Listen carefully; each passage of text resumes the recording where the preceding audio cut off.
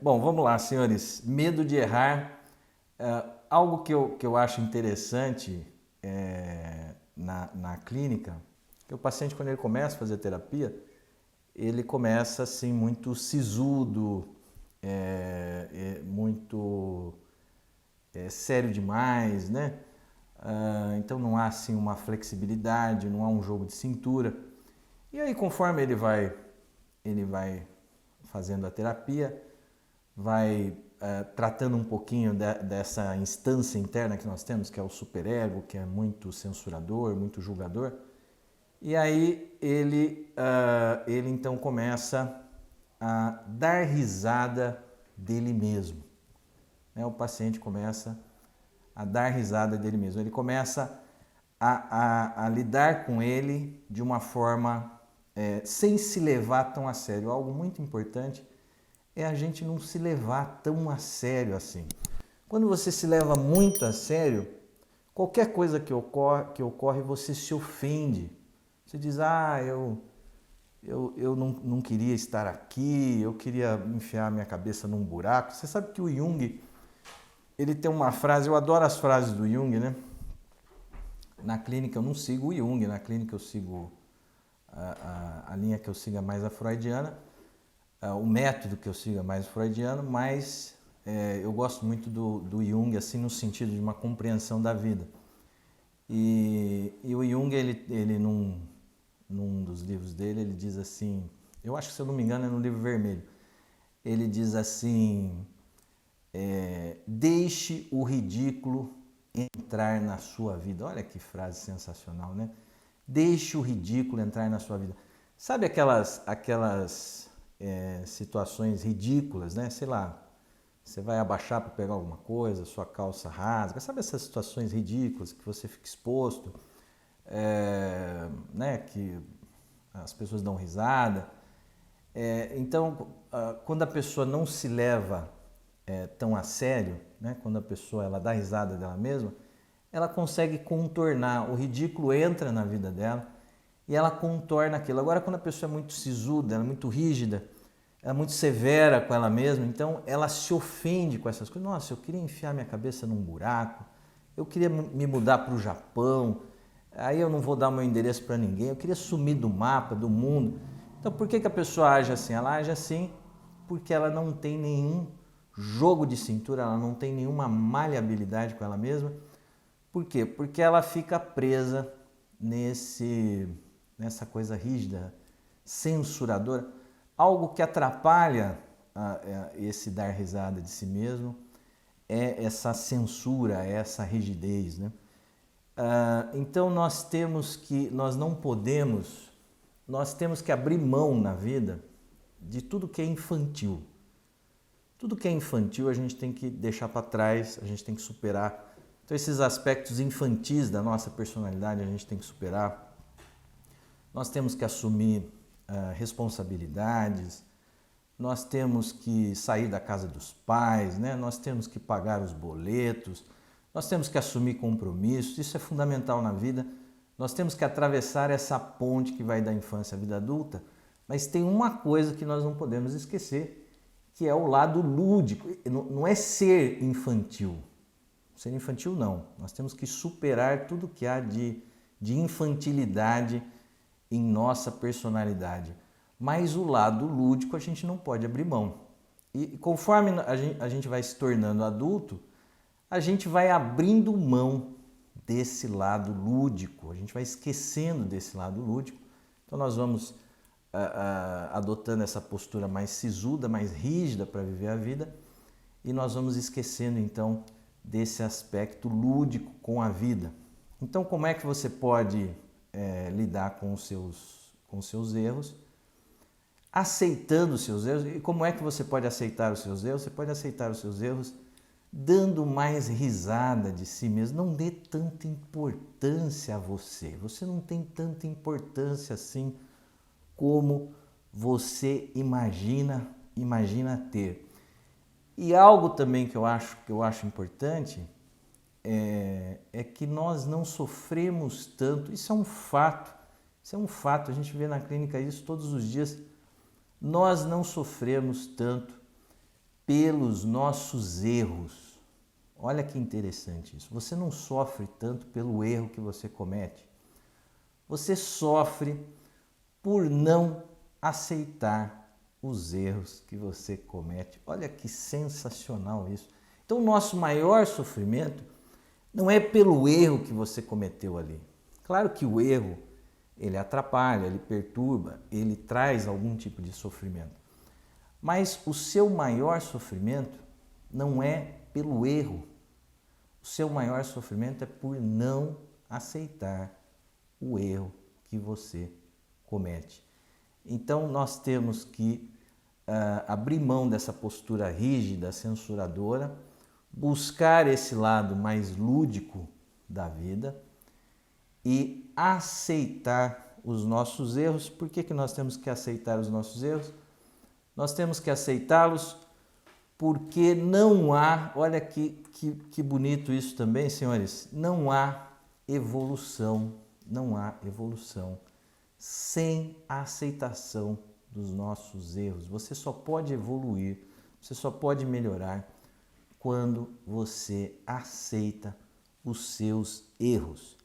Bom, então por que aqui eu queria chegar no ponto, então, no ponto central, no ponto principal da live, porque é difícil para nós conviver, aceitar e aprender com os nossos erros. Por que nós temos uma dificuldade, nós temos tanto esse medo de errar?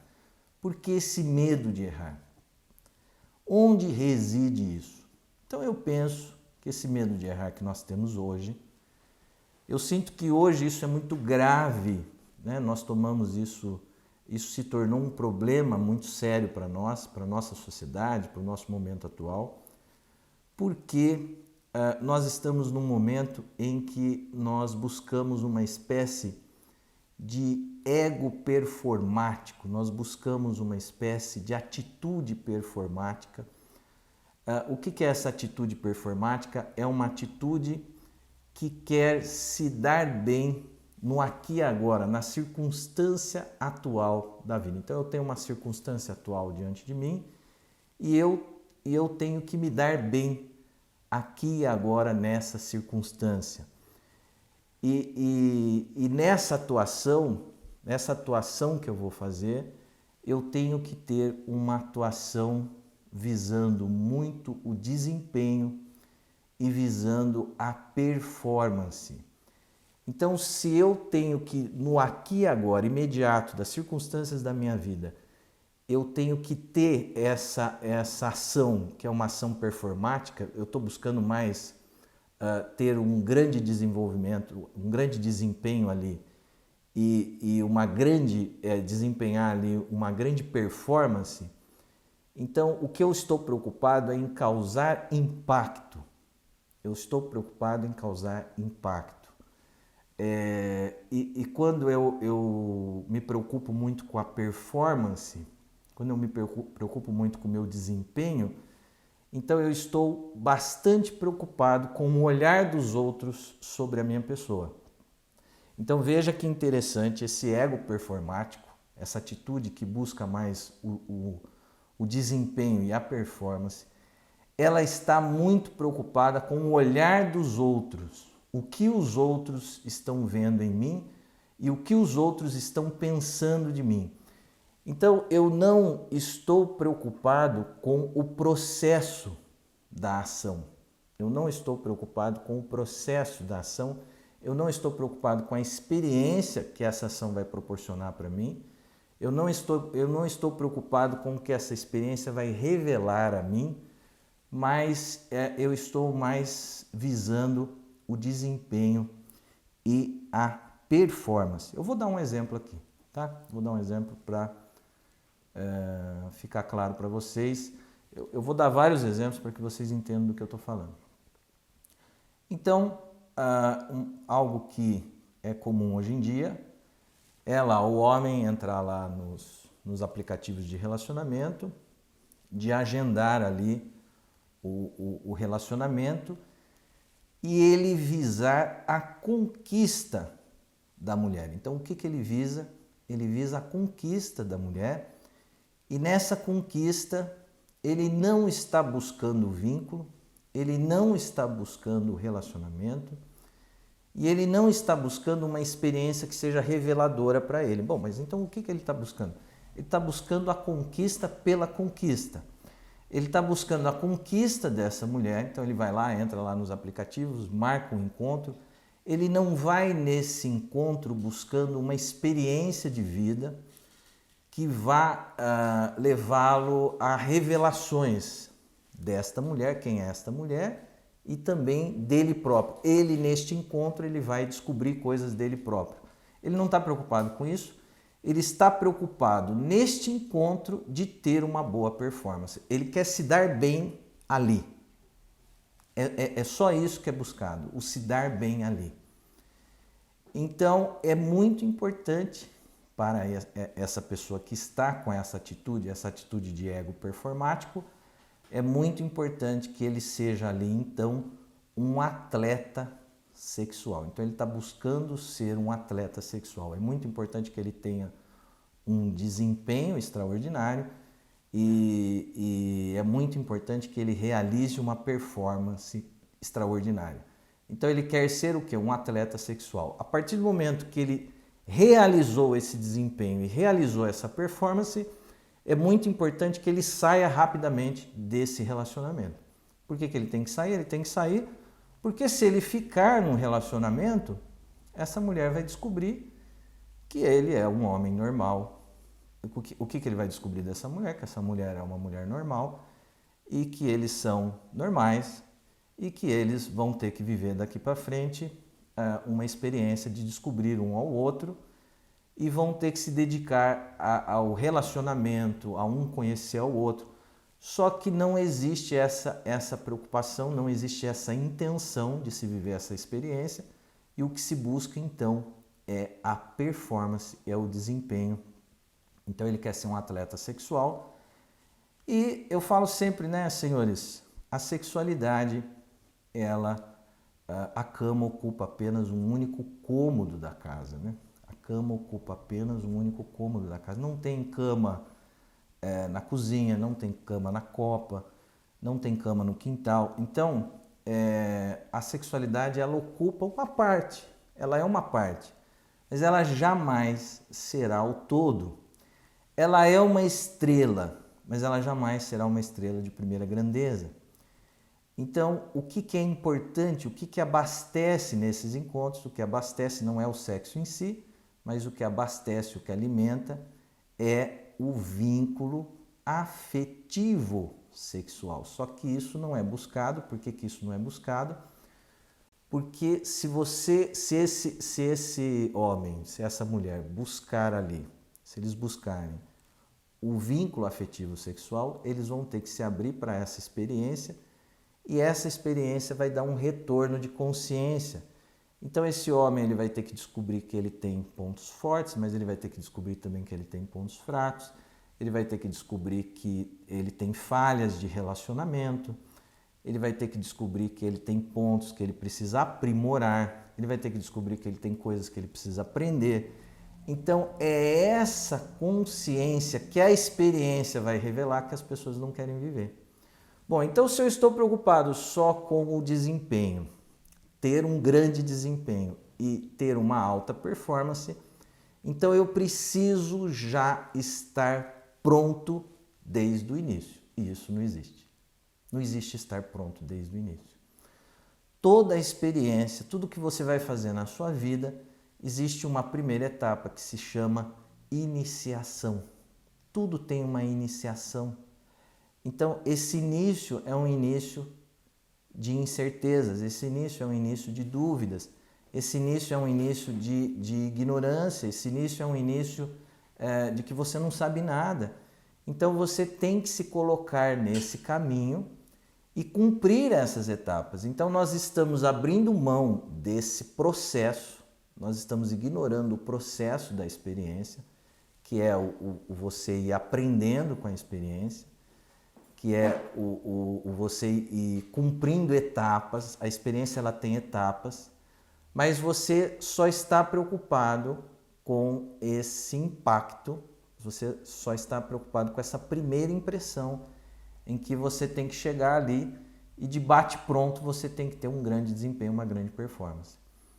Então você quer ir lá fazer a aula na autoescola para aprender a dirigir, mas você quer entrar no carro e sair dirigindo. Então isso está levando as pessoas a não perceberem que primeiro você tem que se submeter a essa realidade e vai levar um tempo de experiência para que você vá realizando essa aprendizagem com a experiência e que você vá, então, realizando essas etapas desse processo. Então, isso é isso que leva a gente a ter muito medo de errar, esse desejo de alta performance e de já começar esse início, esse processo de iniciação, que é só a primeira etapa. Você já quer nessa primeira etapa, você já quer dar um show surpreendente nessa primeira etapa, e para que isso ocorra você não pode errar. Então eu penso que é isso que está trazendo para esse momento que nós estamos vivendo uma dificuldade muito grande de aceitação dos nossos erros. Então o que nós estamos buscando?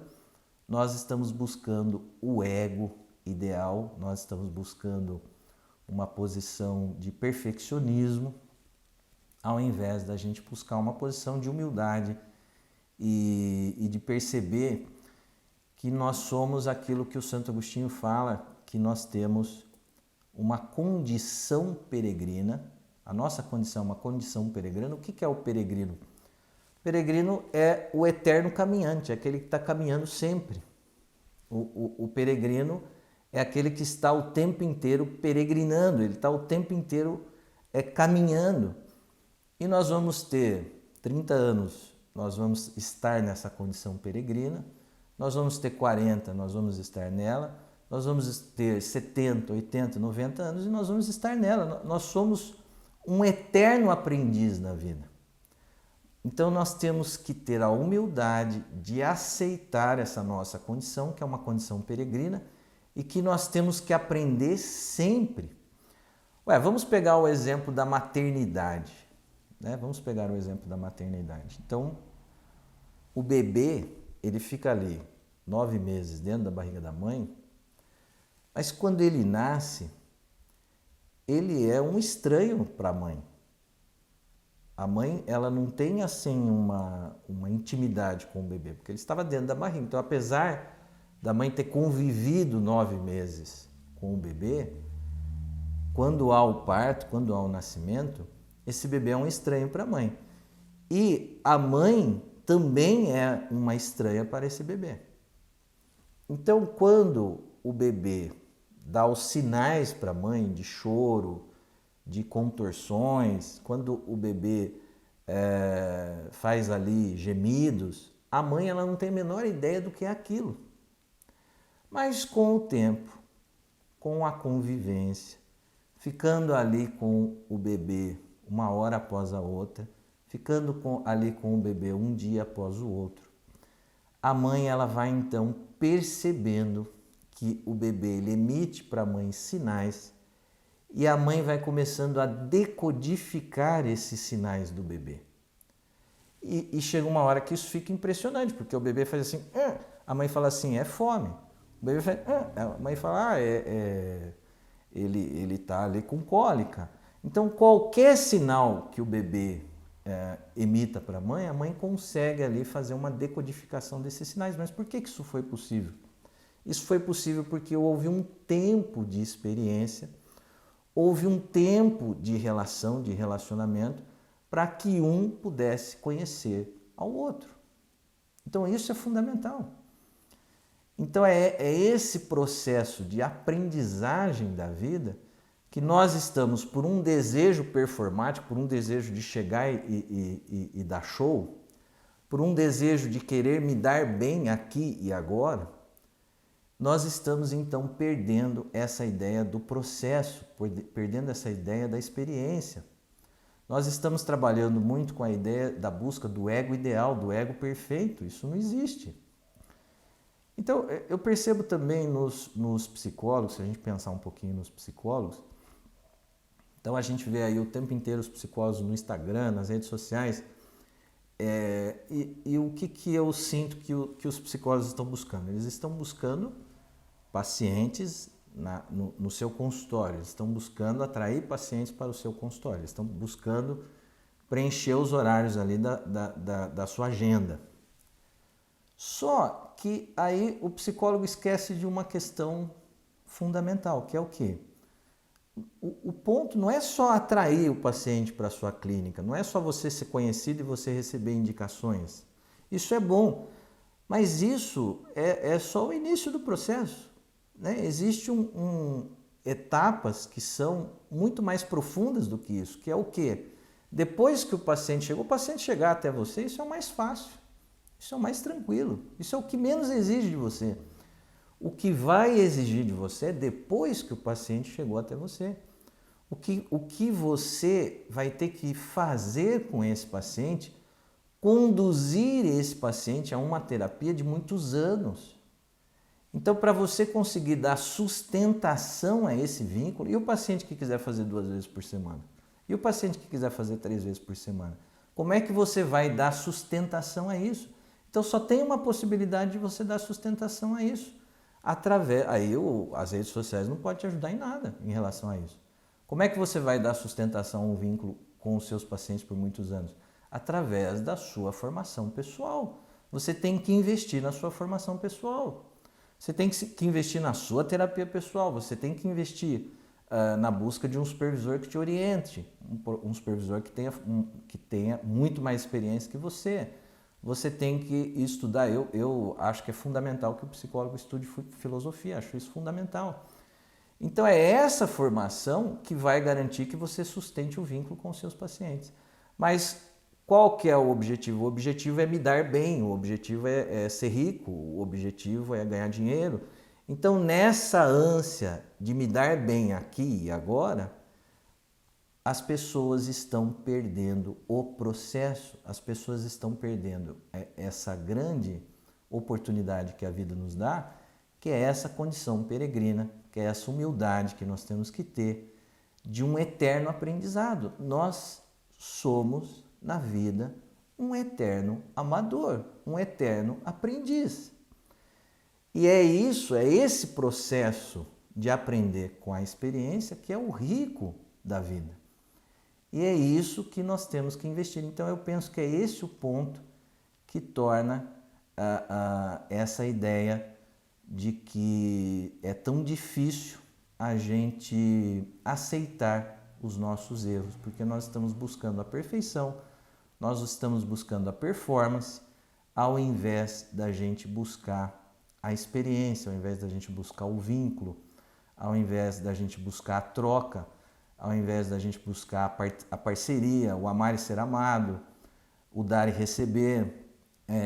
Então, ao invés da gente buscar isso, nós estamos buscando, eu vou entrar ali, vou dar um show, vou ter uma grande performance, e aí eu me retiro para que eu busque essa grande performance numa outra circunstância.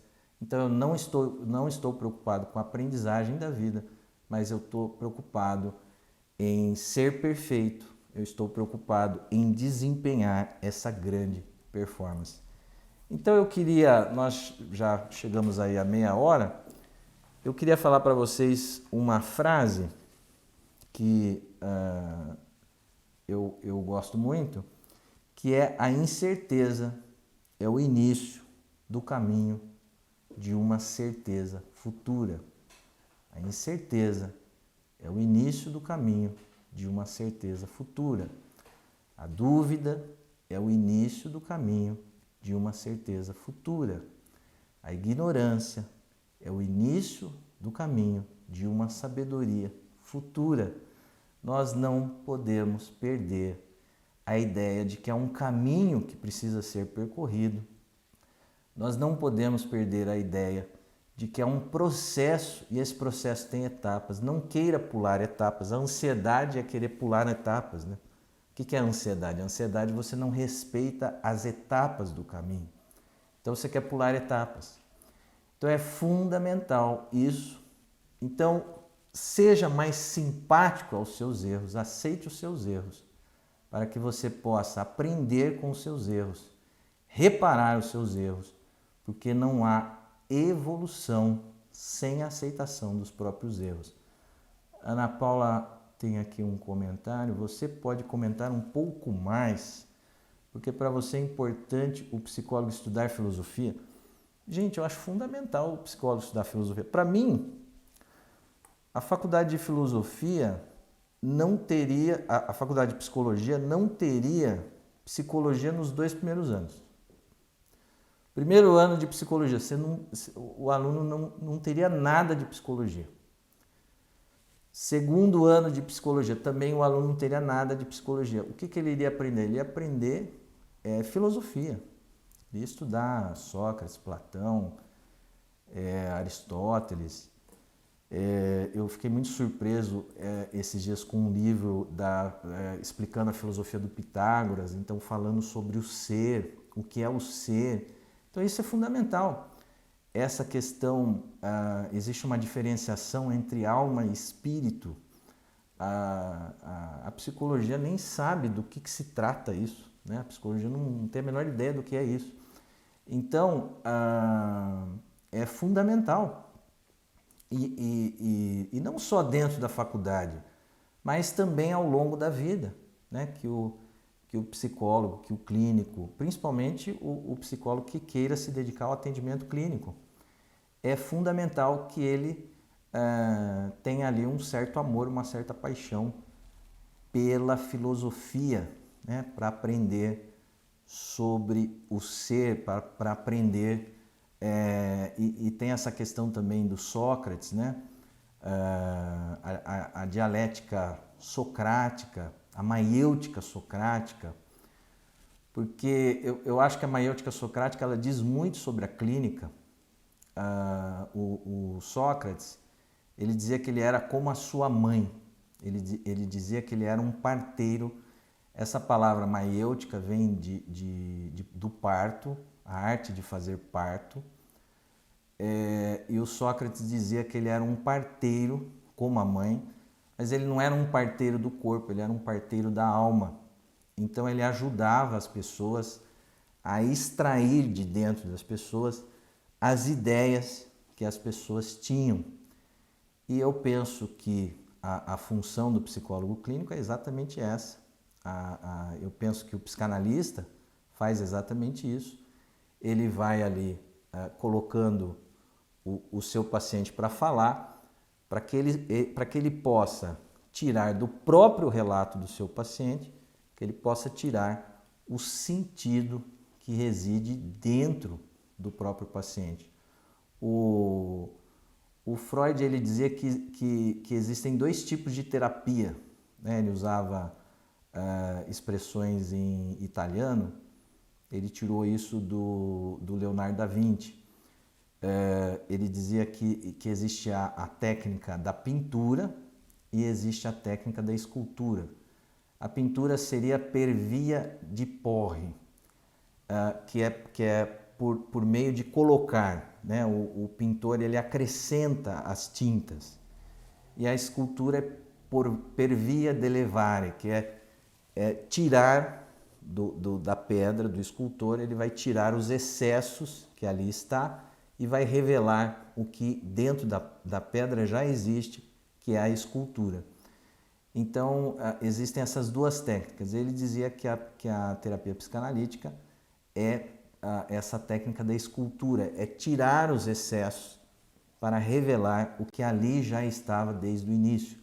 Então eu penso que a maiêutica socrática, né, essa técnica que o Freud coloca, que é a técnica da escultura, é você buscar o que está dentro do paciente. Então, não é o que o psicólogo sabe, então o psicólogo tem que se colocar como Sócrates, só sei que nada sei.